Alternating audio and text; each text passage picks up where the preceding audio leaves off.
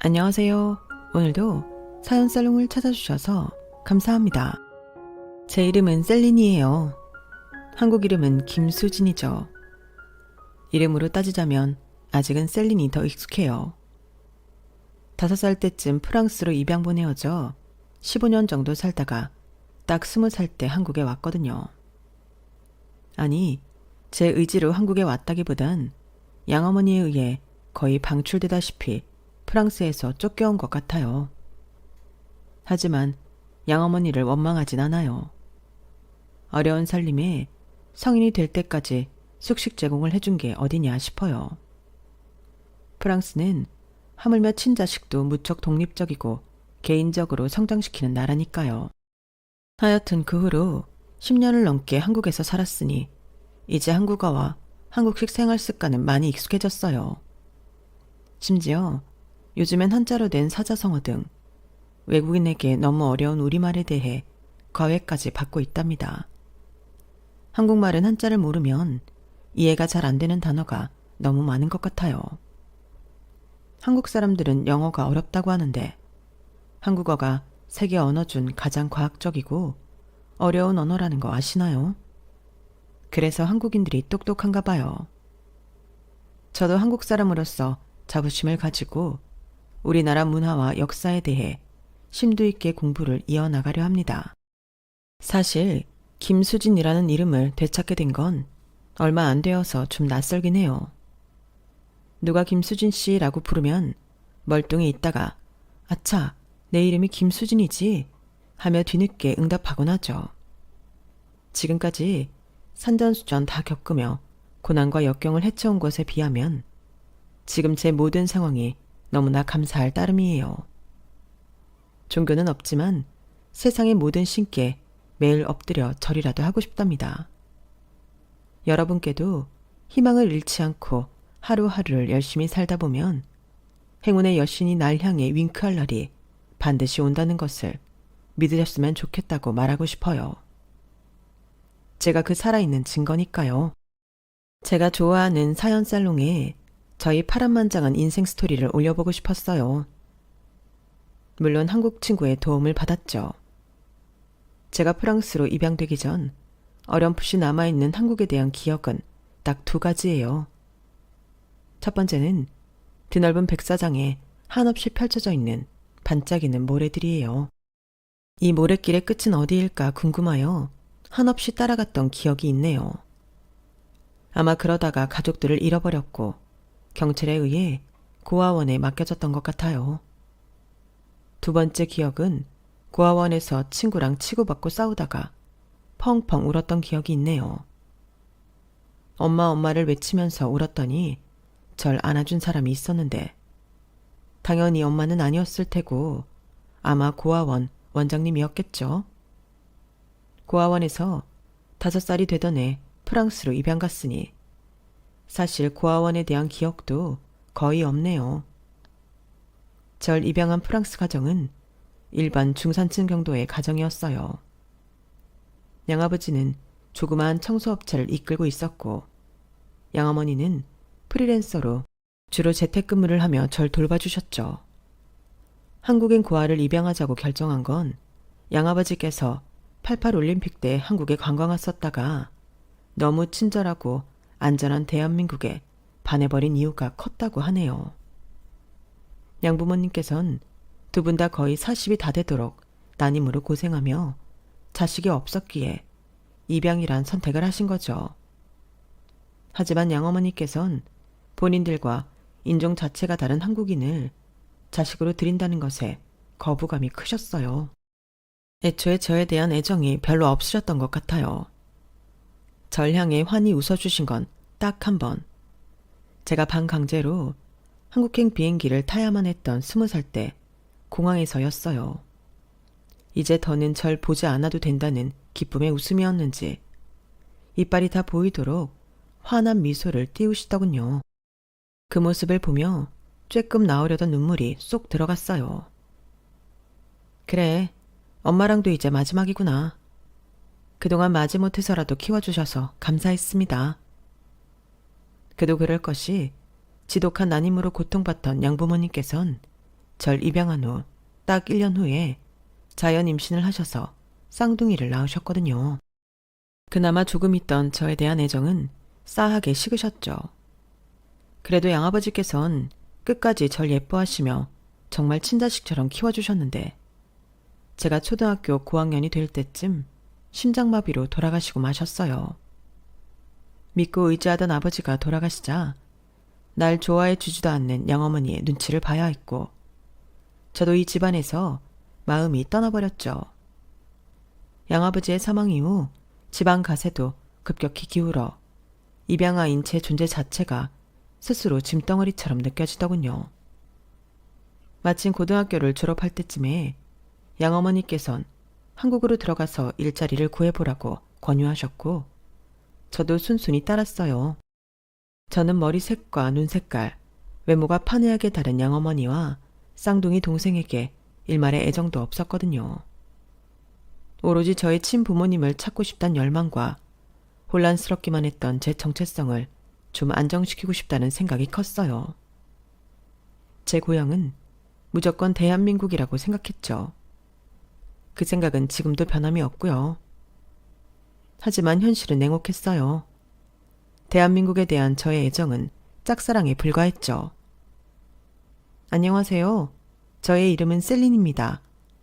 정도만 할 줄 알았던 한국어 실력을 가진 저로서는 할 수 있는 일이 거의 없었어요. 꽤 오랫동안 프랑스 어학원에서 강사로 일할 수 있었지만 그 직업을 갖기까지 일단 한국말을 안 해도 되는 식당 접시 닦기 같은 일을 하며 돈을 벌어야 했어요. 다행히도 프랑스 입양인 커뮤니티에서 저와 비슷한 처지의 사람들을 만나 한국 생활에 대해 도움을 좀 받을 수 있었어요.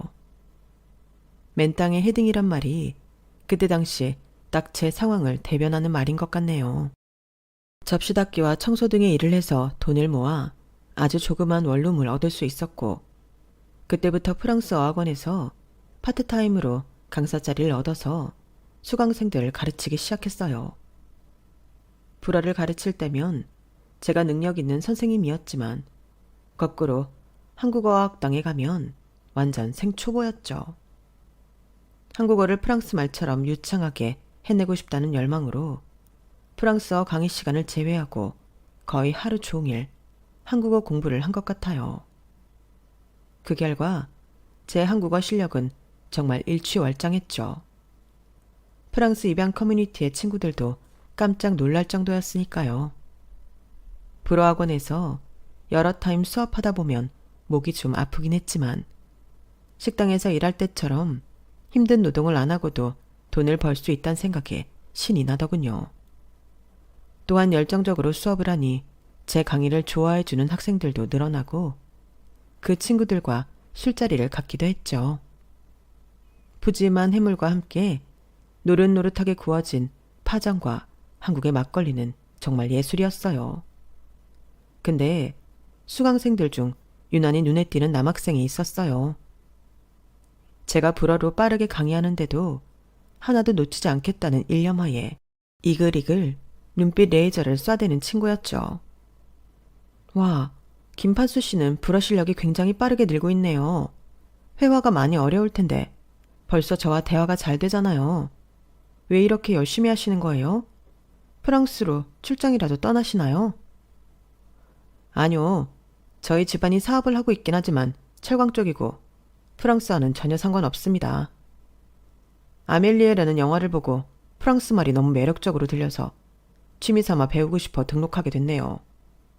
근데 이젠 단순히 취미가 아니게 됐네요. 매우 명확한 목표가 생겼거든요. 무슨 목표요? 혹시 프랑스 여자라도 꼬실 생각인가요? 비슷한데 저와 다르게 생긴 외국 여자한텐 관심 없고요. 선생님께 매우 지대한 관심이 있습니다. 네? 무슨 선생님이요? 제 앞에 셀린 선생님 말고 다른 선생님 있나요? 입양되어 프랑스로 가셨다가 친부모를 찾기 위해 오셨다고 했죠. 제가 그 과정에 도움을 드리고 싶어요. 인생의 동반자 자격으로 말이죠. 제가 한국어 실력이 짧아서 너무 깊게 들어가면 안 될 것 같네요. 그럼 다음 수업 시간에 봬요, 판수 씨. 전 김판수라는 남자 수강생의 급작스러운 관심 표현에 얼굴이 빨개져 더 이상의 대화를 이어가기가 힘들었어요. 갑자기 한국말 못하는 척하며 돌아섰죠. 어떻게 얻은 취직 자리인데 괜히 수강생과 연애한다는 소문이라도 잘못 나면 잘릴까봐 무서웠거든요. 그런데 김판수 이 남자는 뿌띠 고백 이후로 엄청나게 적극적으로 들이대더군요. 남의 시선 따위 아랑곳 않고 불도저처럼 들이밀었어요. 다른 수강생을 통해 제 연락처도 알아내어 하루 종일 불티나게 전화와 카톡을 보내기 일쑤였죠. 혹시라도 다른 사람들이 우리 관계를 안 좋게 볼까봐 두려워요. 이 일자리를 잃을까봐 무섭고요. 이쪽에서 안 좋게 소문나 강사 자리에서 잘리면 다시 식당으로 돌아가야 한다고요. 그러니 제발 그만 좀 대쉬할 수 없겠어요, 판수 씨? 아, 오케이. 정말 죄송해요, 셀린 선생님. 그럼 정식으로 결혼하기 전까지 남들이 볼 때는 연인이 아닌 척 할 테니 실제로는 우리 연인 사이로 지내는 게 어때요? 까짓거 결혼도 빨리 해버리자고요. 네? 그게 무슨 소리예요, 김판수 씨? 한국에선 결혼을 그리 쉽게 하나요? 판수 씨는 잘 사는 부모 덕에 쉽게 살아왔는지 몰라도 지금까지 내 삶은 고난의 연속이었어요. 구렁텅이에서 날 건질 수 있는 사람은 오직 나 자신뿐이에요. 데이트할 여유 없어요, 난. 지금 이게 장난으로 보여요, 셀린 선생님? 저보다 나이 어린 것 같으니 이제 선생님 호칭 뺄게요. 셀린, 사실 첫눈에 보는 순간 완전히 빠져버렸어요. 아직도 그쪽 생각에 매일을 허우적대고 있다고요. 전에도 말했듯이 앞으로 셀린의 삶이 좀 더 나아지도록 남자친구로서 남편으로서 도와주고 싶어요. 친부모님 찾는 것도 그렇고 내가 가진 능력, 재력으로 셀린이 좀 더 편하게 살 수 있도록 보듬어 줄게요. 나한테 의지해도 돼요. 모든 걸 혼자 헤쳐나가려 하지 말아요. 전화기 너머로 그 말을 듣자마자 저는 폭풍 오열을 했답니다. 지금까지 이 세상에 난 철저히 혼자라고 생각했는데 앞으로 내 미래의 동반자로서 날 보듬어주고 싶다니 말만으로도 고맙고 또 고마웠죠. 그의 진심 어린 고백 이후 우린 매일 데이트하며 서서히 정이 들었어요. 물론 학원에선 우리 관계를 철저히 숨기고 스승과 제자 사이로만 지냈죠. 한국어 공부와 프랑스어 강의, 그리고 남친과의 데이트까지 눈코 뜰 새 없이 바쁘게 지내던 어느 날 프랑스 입양인 커뮤니티에서 만나 친하게 지냈던 엠마라는 언니로부터 연락을 받게 되었어요. 외국에서 오래 산 사람들끼리 3, 4살 차이는 그냥 얕아트는데 엠마 언니는 저보다 15살 정도 많은 40대 초반이었기에 쉽게 말을 놓을 순 없었죠. 언니, 잘 지냈죠? 웬일로 전화를 했어요? 저기 말이야. 나 한국인 남자친구와의 사이에서 아기가 생겨버렸어. 이미 임신 5개월이라 지울 수도 없는데 그 새끼가 내 돈을 다 갖고 튀어버렸지 뭐야. 어떡하지, 셀린? 혹시 돈 좀 모아둔 거 있니? 어머, 언니, 어째 그런 일이. 나 모아놓은 돈 조금 있긴 해요. 혹시 얼마 정도 필요하죠? 저 남친이 내 이름으로 빚을 많이 져서 하루에도 몇 번씩 무서운 아저씨들이 내 집 문을 쾅쾅 두드려. 뱃속에 아기가 놀랄 것 같아. 정말 미안하지만 한 2천만 원 정도 있을까? 내가 이래서 얼른 갚을게. 내 마지막 부탁이라 생각하고 한 번만 빌려주면 안 될까? 제발. 전 임신까지 했다는 언니의 간곡한 부탁을 그냥 저버릴 수 없었어요. 제가 한국에 잘 정착할 수 있도록 크고 작은 도움을 많이 준 언니였거든요. 친자매 같은 사람이라 생각했고 빨리 갚는다고 하니 그런 줄로만 알았죠. 계좌를 달라고 해서 바로 송금을 해주었어요. 그때까지 한국에서 일하며 모은 돈이 딱 2,100만 원이었거든요. 제 수중에 100만 원 남기고 2천만 원을 모두 보냈어요. 그리고 한 달 후쯤 조금씩이라도 매달 갚겠다는 언니의 약속을 다시 한번 확인하기 위해 연락을 취해봤지만 전화를 받지 않더군요. 뭔가 불안한 마음이 들어서 며칠에 걸쳐 전화와 카톡 등을 한 100번 넘게 했지만 절대 연결이 되지 않았죠. 남친한테 사실대로 다 말할 수밖에 없었죠. 남친은 크게 놀라더군요. 뭐? 그런 일이 있으면 나랑 상의를 해야지. 몇 년에 걸쳐 모은 돈을 홀랑 다 줘버리면 어쩌겠다는 거야.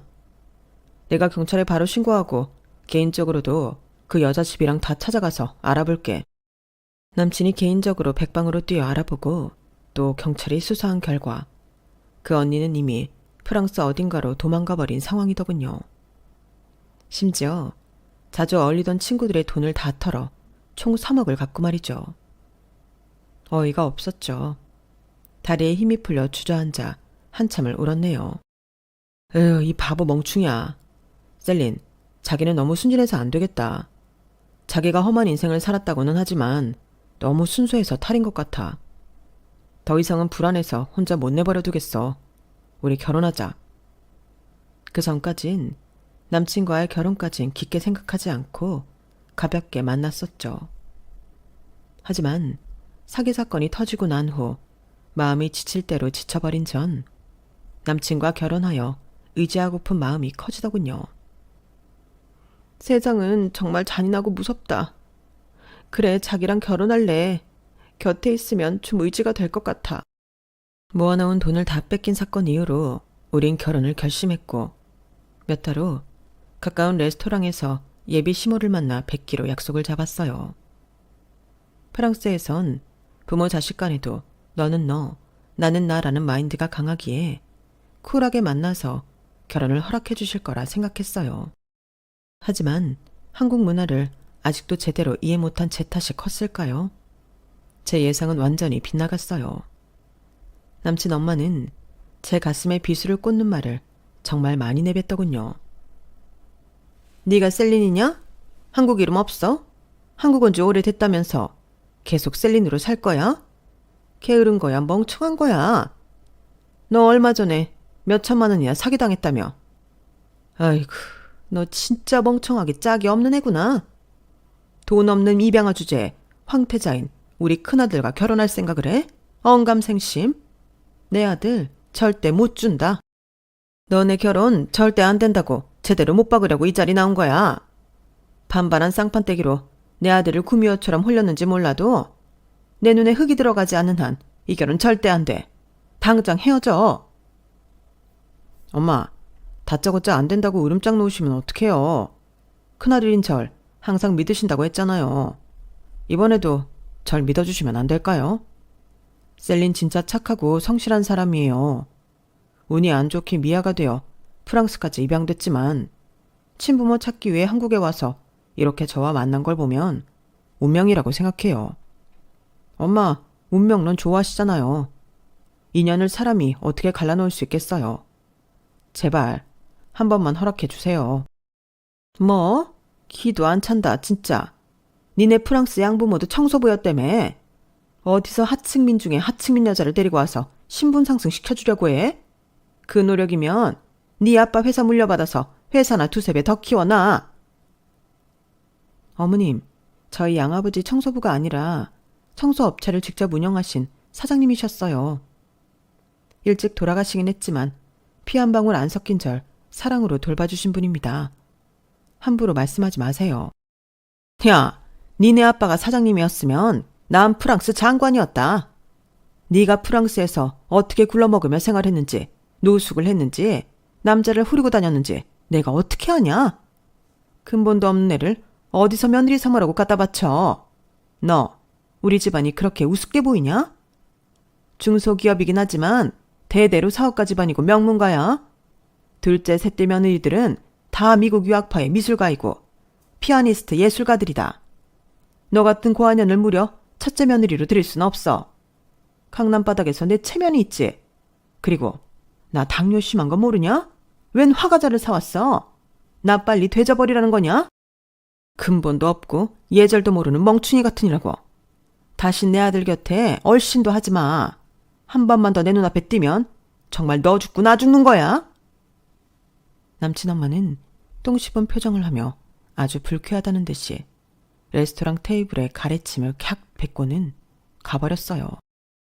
처음 보는 사람한테 심한 모욕을 받은 저도 머리끝까지 화가 나서 씩씩대고 있었죠.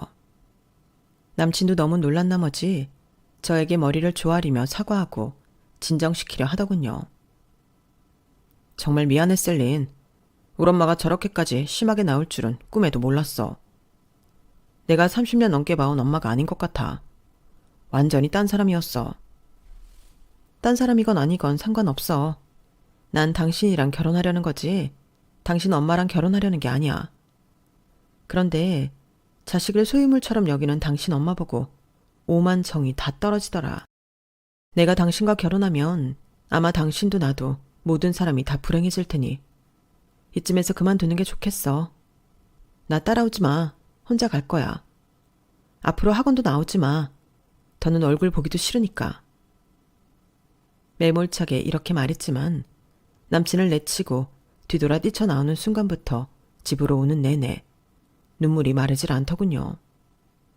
집에 와서는 혼자 미친년처럼 울부짖었죠. 왜 나한테는 이런 고통만 있는 거야? 난 조금이라도 행복해지면 안 되는 건가? 그럴 자격도 없는 건가? 나름대로 열심히 살고 있는데 내 인생은 왜 이런 거야? 엄마, 아빠 어디 있어요? 친자식이 이렇게 불행하게 살고 있는데 대체 날 왜 안 찾는 거예요? 보고 싶어요, 엄마, 아빠. 이름도 얼굴도 전혀 기억 안 나는 엄마, 아빠가 너무도 보고 싶었어요. 무연고 입양자를 대상으로 하는 유전자 검사가 있다길래 내 유전자 정보도 남겨놓고 나름 친부모를 찾기 위해 노력했는데 아직까지 못 찾고 있는 것에 대한 실망감도 컸죠. 그래도 나 자신을 지켜줄 수 있는 사람은 이 세상에 나 혼자뿐이라는 걸 어릴 적부터 너무 잘 알고 있었기에 다시금 힘을 내야 했죠. 남친과 헤어졌지만 남친은 절대 굴하지 않고 절 계속 쫓아다니며 제외할 것을 종용했어요. 학원 강의를 마치고 집으로 갈 때면 어김없이 집까지 따라왔죠. 셀린, 제발 날 다시 만나줘. 우린 운명이야. 사람이 운명을 어떻게 거스를 수 있어? 신이 정해주신 건데 말이야. 우린 결혼해야만 해. 아니, 결혼 서두르지 않을게. 셀린이 마음만 조금 열어주면 다시 시작해보자. 우리 처음 만나는 것처럼 말이야. 우리 엄마가 난리친 거 정말 미안해. 많이 무섭고 서러웠지? 앞으로 절대 그럴 일 없을 거야. 내가 중간에서 완전히 차단해줄게. 자기가 익숙한 프랑스식으로 연애하고 결혼해보자고. 어른들 간섭 없이 말이야. 프랑스식? 어른들의 간섭을 완전히 차단해주겠다는 말에 닫혀있던 마음이 아주 조금씩 다시 열렸어요. 아마도 외로웠던 탓이 컸던 것 같아요. 그렇게 한 100일 정도 후에 다시 아무 일도 없었다는 듯 만나게 되었죠. 그렇게 무려 5년이란 시간이 지나고 저도 32살이 되었어요. 그 사람도 30대 중반이 되어 가족들이 집안 좋은 여자 만나 빨리 결혼하라고 재촉하고 있는 것 같더군요. 어느 날 남친은 레스토랑을 통째로 빌려 근사한 프로포즈를 했고 그동안의 신뢰를 바탕으로 저는 예스라는 답을 했죠. 무려 5년 정도의 시간이 흘렀기에 그 사람의 가족들이 얼마나 악랄했는지는 이미 제 머릿속에서 많이 희미해져 버렸어요. 남친에 대한 신뢰와 사랑 하나만 보고 결혼을 결심했죠. 남친의 가족들이 지랄을 하든 말든 이 사람과 함께라면 다 물리칠 수 있을 것만 같았거든요.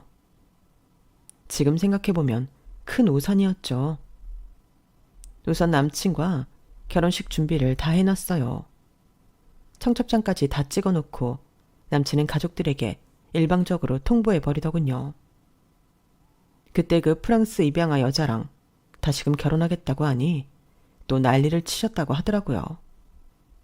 그래도 큰아들의 뜻이 워낙 강하니 남친 부모님은 두 손 두 발 다 들었다며 상견례 자리를 갖기로 했죠.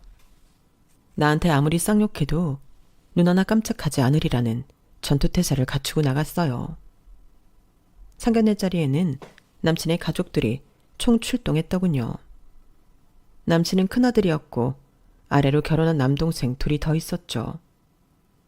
동서들은 모두 예술가 집안의 딸들로 둘 다 미국에서 미술과 피아노를 전공한 사람들이라고 했어요. 서로 간의 대화가 막 시작될 무렵 남친 엄마가 호들갑을 떨기 시작했어요. 어머, 내 3캐럿짜리 다이아 반지가 없어졌네? 아마 집에서 여기 걸어오는 몇백 미터 사이에 빠졌나 보다. 얘 큰아들아, 네가 나가서 우리 온 길 좀 다시 샅샅이 뒤져봐라. 다이아 반지 꼭 찾아와. 아니 엄마, 지금 내 상견례 자리인데 내가 이 자리에서 빠지면 어떡해요. 동생들 시켜요. 네가 꼼꼼하잖니. 왜? 우리가 네 여자친구 잡아먹기라도 할까봐? 얼른 갔다 와. 누가 다이아 반지 주워가기 전에. 남친은 어쩔 수 없다는 듯 힘없이 나갔어요. 결국 남친이라는 방패막이 없이 남친 가족들의 집중 포화를 저 혼자 맞아야 했죠. 동서들은 있는 집 자식들이라 그런지 콧대가 높고 절 깔보는 게 마구 느껴졌어요. 시어머니야 그 쌍스러움을 이미 5년 전에 겪어봤으니 이미 알고 있었지만 동서들 또한 싸가지가 만만치 않더군요. 아주버님 와이프 될 사람이니 형님이라고 불러야 하나? 뭐 그렇게 불러줄게요. 근데 윗사람 대접해주면 윗사람답게 우리한테 베푸는 게 좀 있어야 할 텐데. 가난뱅이 입양아가 우리 집 들어와서 뭘 해줄 수 있을까나? 둘째 동서의 막말 뒤에 막내 동서는 한술 더 뜨더군요. 그러게요, 둘째 형님.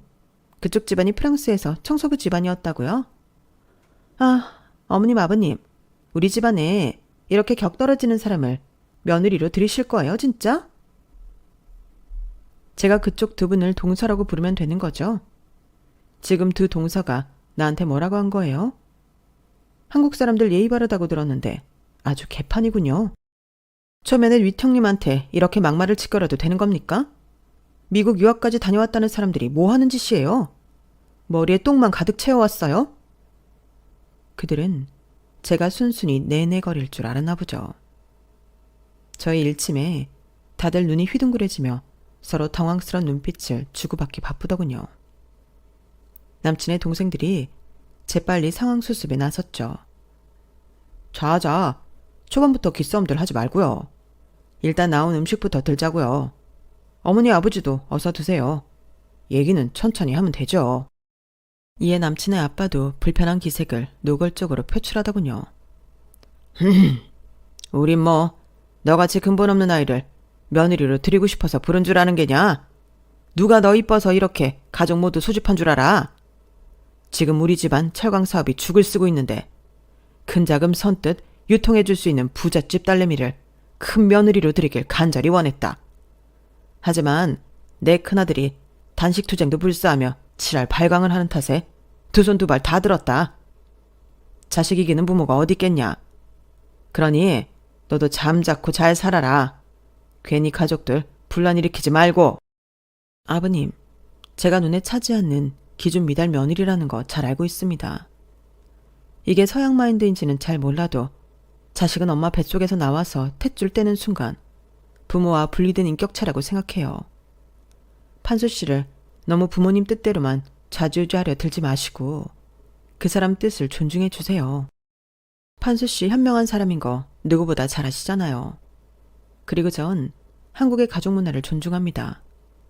시부모님 두 분 제 부모님처럼 잘 모실 거예요. 전 부모님 얼굴도 잘 모르기에 가족에 대한 미칠 듯한 그리움이 있는 사람이에요. 제가 돈 없는 입양아 출신이라고 덮어놓고 미워하지 마시고 사람 대 사람으로 곁을 좀 내주세요. 제가 잘할게요. 저의 일장연설에 잠시 침묵하던 둘째, 셋째 동서는 저에 대한 공격을 재개하더군요. 자, 무슨 선거 유세하러 왔습니까? 우리 현실적인 얘기합시다. 만약 결혼하면 신혼여행 선물로 뭐 사올 거예요? 프랑스 출신이라 하니 샤넬백 하나씩은 기대하고 있습니다만. 샤넬백이요? 그게 어떻게 현실적인 얘기죠? 전 프랑스에서 15년을 살면서 명품백 한 번도 산 적 없어요. 내 프랑스 친구들도 명품백 들고 다니지 않았어요. 한국에 왔더니 무슨 대학생들이 700~800만 원씩 하는 샤넬백을 들고 다니더군요. 다 재벌집 딸내미들인 줄 알았네요. 재벌까진 아니어도 준재벌은 되지 우리 집안이. 야, 너 내가 5년 전에 너하고 얘기하고 아주 밥맛이 떨어졌었는데 재수없는 건 여전하구나. 아우 망할 것. 기어코 내 큰아들을 홀려서 결혼까지 하려 들다니. 돈이 없어서 샤넬 립스틱이라도 어디 사갖고 오겠니? 딸랑 몸뚱아리만 갖고 시집 오려는 게지 뭐. 네 동서들은 혼수만 2억 원어치씩 해왔다. 앞으로 큰형님이라고 동서들 무시하면 아주 내가 반 죽여넣을 줄 알아. 어머님, 이렇게 상견례 자리까지 마련해 주신 거 보면 절 며느리로 허락해 주신 거 아닌가요? 굳이 가족들 앞에서 제게 똥물을 퍼 부으셔야 속이 시원하신가요? 심지어 판수 씨도 없는 자리에서 말이죠. 정말 너무들 하십니다. 전 더 이상 그 자리에 있고 싶지가 않았어요. 레스토랑의 근사한 음식들도 입에 넘어가지 않았고요. 자리를 박차고 나와버렸죠. 다시 5년 전 예비 시모에게 온갖 수모를 당하던 그때로 돌아간 기분이었어요. 남친에게선 한참 후에야 전화가 오더군요. 그냥 뛰쳐나갔다며? 또 우리 가족들이 자기한테 모욕감을 줬지? 도저히 안 되겠다. 우리 가족은 구제불능인 것 같아. 그냥 밀어붙이자. 어차피 청첩장이며 다 인수했잖아. 우리 가족들도 말만 그렇게 했지 다 참석할 거야. 이미 나한테 두 손 두 발 다 드셨거든. 잠깐만 판수씨, 내 얘기도 좀 들어줘. 무조건 밀어붙이는 게 대수는 아닌 것 같아. 한국에서 결혼은 집안 대 집안이 하는 거라며. 난 그렇게 배웠어. 내가 어떻게 당신 가족들을 깡그리 무시하며 살 수 있겠어. 하물며 자기는 아버지 사업체에서 함께 일하고 있는데 말이야. 너무 혼란스러워.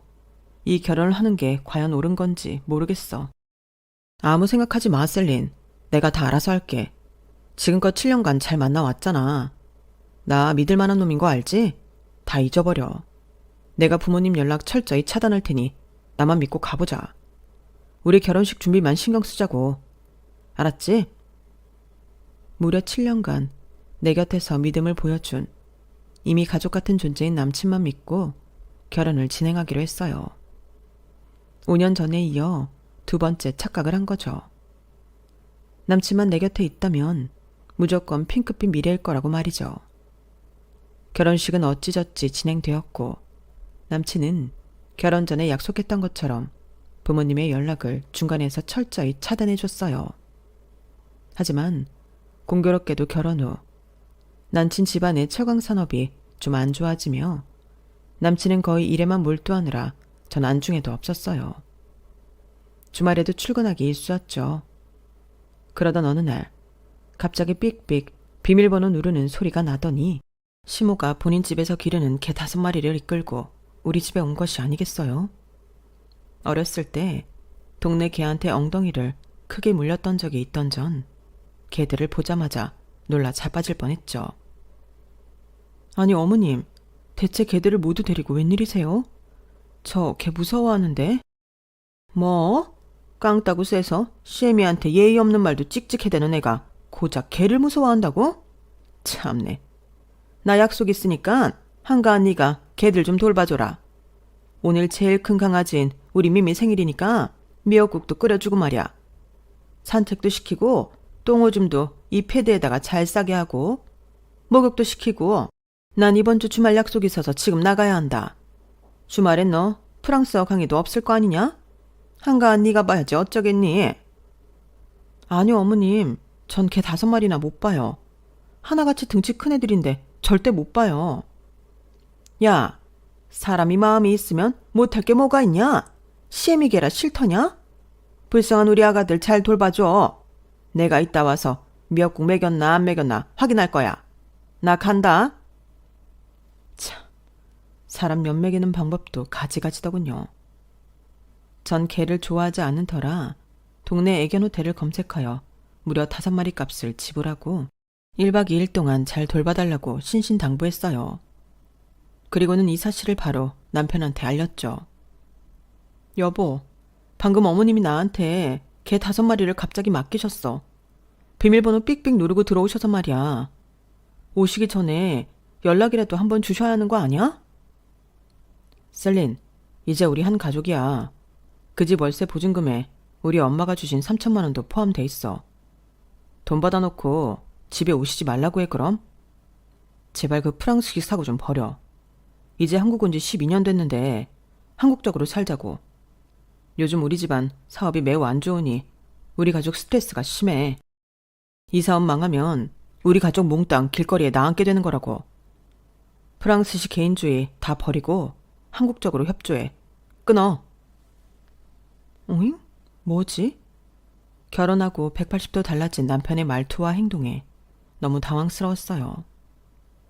쿨하게 살자던 남편은 어느새 꼰대 아재가 되어버렸죠.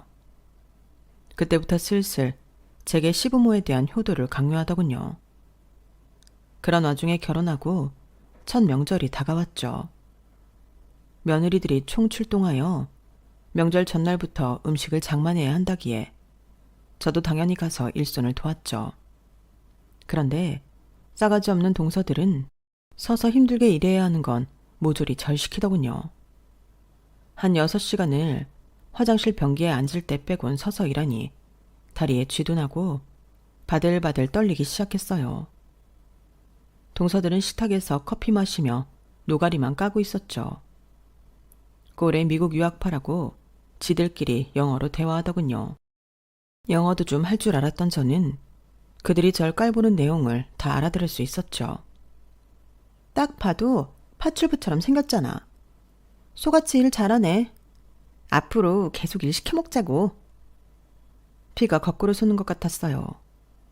제 방패막이가 되어주겠다던 남편은 시동생들과 시부와 함께 명절 당일에도 회사에 나갔기에 여전히 저 혼자 이 욕을 다 먹고 있었죠.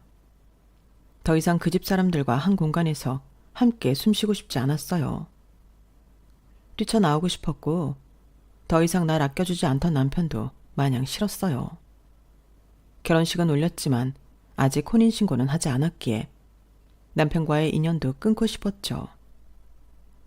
전 불어로 크게 말했어요. 더 이상은 못 참겠어. 난 이혼할 거야. 갑자기 제가 큰 소리를 내자 동서들은 눈을 쌔죽이며 비아냥대더군요. 깜짝이야. 쌍스럽게 크게도 말하네. 그러자 밖에서 전화를 받던 시어머니가 갑자기 주방으로 뛰쳐들어와 두 동서들의 머리채를 잡는 게 아니겠어요. 시어머니는 거의 절규에 가깝게 소리쳤어요. 야 이년들아. 큰며느리가 어떤 집안 딸인 줄 알고 지랄들이냐? 우리 집안 사업에 목숨줄을 무려 30년이나 쥐고 온 데는 원청기업 회장님 딸이란다. 뭐? 대가 회장 딸이라고? 시모가 치매가 걸렸나? 갑자기 헛소리를. 이렇게 어리둥절해 있던 저에게 다가와 시모는 머리를 읊조리며 말하더군요. 큰며느리야, 정말 미안했다. 지금껏 이 시애미가 우리 큰아가한테 살짝 예의 없게 굴었던 거 다 잊어버리고 우리 오래오래 행복하게 같이 살자꾸나. 우린 한 가족이잖니. 안 그러니? 아니 근데 대체 그게 무슨 말씀이세요, 어머님? 제가 누구라고요? 자세히 좀 말씀해 보세요. 지금 우리 판수한테 전화가 왔어. 네가 부엌일 하느라 핸드폰을 못 보고 있는 것 같다고. 급하게 경찰한테 연락이 왔대. 네가 예전에 해놓은 유전자 검사랑 일치하는 부모님을 찾았다는 거야. 그런데 당장 우리 회사한테 하청을 30년째 주고 있는 회장님이 바로 네 아버지란다. 회장님 가족들이 지방 바닷가로 놀러 갔다가 널 잃어버렸대. 지금껏 찾고 있었는데 이제야 널 찾았다며 지금 우리 집으로 달려오고 있다고 하는구나. 며느리야, 그나가 우리가 이렇게 깊은 인연이 있을 줄이야 누가 알았겠니? 우리 판수 말대로 사람 운명을 거스를 수 없는 존재인가 보다. 안 그래도 우리 사업이 지금 안 좋은데 그나가 집안 덕분에 한숨 좀 돌릴 수 있겠구나. 머리가 지끈거릴 정도로 혼란스러운 와중에 띵동 하고 벨이 울렸고 시댁으로 우르르 모두들 몰려왔어요. 하지만 전 부모님 얼굴을 모르고 누가 아빠고 엄마인지도 구별 못하겠더군요. 경찰까지 대동하고 와서 누군가 버럭 절 안고 울부짖었어요. 내 딸아, 수진아. 이 엄마가 죽기 전에 널 이렇게 만나는구나. 감사합니다. 저도 눈물이 흘렀지만 다시금 절 아는 사람의 얼굴을 확인하고는 깜짝 놀랐어요. 저와 똑같이 생긴 여성분이 날 끌어안고 오열하고 있었어요. 나의 진짜 엄마가 확실했죠. 그토록 찾아 헤맨 엄마 아빠를 눈앞에서 만나니 다리가 풀려 일단 소파로 가서 앉았어요. 우리 모두 한참을 울고 난 후에야 정신을 차릴 수 있었죠. 이미 유전자 검사를 거쳐 만난 사이였기에 경찰분은 금세 돌아가셨고 시댁 식구들과 우리 친부모님들만 남았어요. 시모가 너스레를 떨기 시작하더군요. 어머 사모님, 회장님, 정말 오랜만에 뵙네요. 너무 어여쁜 우리 셀린, 아니 수진이가 우리 집안에 큰 며느리로 들어와 더없이 행복한 날을 보내고 있답니다. 수진이를 딸처럼 귀하게 여기고 있었는데 이렇게 두 분을 사돈으로 만나게 되니 더할 나위 없이 기쁘네요. 저희 부부도 듣고 깜짝 놀랐습니다. 우리 수진이를 며느리로서 예뻐해 주시니 정말 다행이네요. 요즘 사돈네 회사가 좀 어렵다고 들었는데 우리가 얼마든지 도와드릴 수 있으니 걱정 마십시오. 프랑스에서 혼자 와서 어렵게 지내고 있던 수진이를 가족으로 거둬주셔서 진심으로 감사드립니다. 전 시모의 멘트가 정말 어이가 없었어요. 구박을 하다 욕까지 하던 시모가 내 친부모님 앞에서 저렇게 거짓말을 하다니 소름이 다 끼치더군요. 확실히 사실 정정을 해야 할 것 같아 선포했어요. 어머니 아버지, 저 오늘부로 이 집안이랑 끝낼 거예요. 남편과 이혼할 거라고요. 아니 무슨 소리야 셀린. 나한테 그런 소리 없었잖아. 장인 장모님 앞에서 갑자기 왜 이래? 갑자기라니 결혼하고부터 태도가 바뀐 게 누군데? 혹시 아이라도 생기기 전에 빨리 갈라서는 게 낫겠어. 어차피 혼인신고도 안 한 사이니. 엄마 아빠, 제가 가난한 입양아라고 얼마나 심한 모욕을 줬는지 몰라요. 시부모는 말할 것도 없고 저 동서들까지 말이죠. 아까는 영어로 저보고 파출부 같다고 비아냥대는 거 있죠? 저 더 이상 이렇게는 못 살아요. 아니 수진아, 그게 무슨 말이냐? 그거 진짜야? 우리 딸을 감히 누가 무시하고 모욕을 줘? 어이 사돈댁들, 이거 사실이오. 그렇다면 당장 이혼하고 우리 집으로 가자꾸나. 네가 뭐가 아쉬워서 이런 대접 받으면서 이따위 집에서 며느리 노릇하니? 코딱지만한 사업 하나 한다고 의시됐나 본데. 내가 이 회사 하나 날리는 것쯤 식은 죽 먹기다. 우리 회사랑 재계약 시즌인 걸로 아는데 재계약 안 하고 팽하면 이 회사 망하는 거 시간 문제라고. 사업을 망하게 한다고 하니 시부가 나서서 거의 코를 땅에 박고 빌더군요. 아유 회장님, 가족으로 연을 맺은 저희 집안한테 이러시면 안 됩니다. 제발 재계약 안 하신다는 말씀만은 걷어주세요. 됐수다. 내가 김 사장네 가족들 성격 아주 고약한 건 애진작에 알고 있었지만 이 정도로 못된 사람들인 건 몰랐네. 가자 수진아, 얼른 네 물건 챙기렴. 그 길로 바로 전 친부모님들과 함께 궁궐 같은 집으로 향했죠. 시댁 식구들이 거의 울부짖으며 제게 다시 돌아오라며 소리쳤지만 통쾌하게 싹 다 무시할 수 있었죠. 제겐 이 세상 둘도 없는 우리 친부모님들이 딱 버텨주고 계시니까요. 그로부터 1년 후 아빠의 말씀대로 전 남편의 집안 사업은 거의 다 망해버렸어요.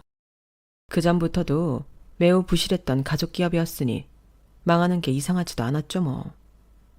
알고 보니 저에겐 언니 오빠가 있었더군요. 전 언니 오빠와도 제외하여 우리 모두 가족여행을 정말 열심히 다니고 있답니다. 거의 세계 일주를 하다시피 비행기를 타고 여행한 것 같아요.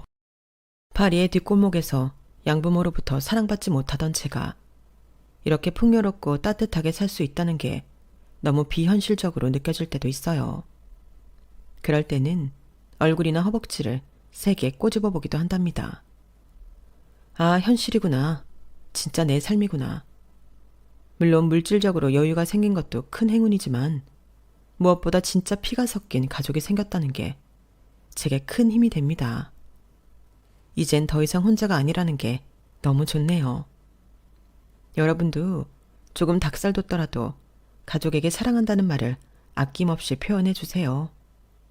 이 세상 온전히 내 편은 오직 가족밖에 없더라고요.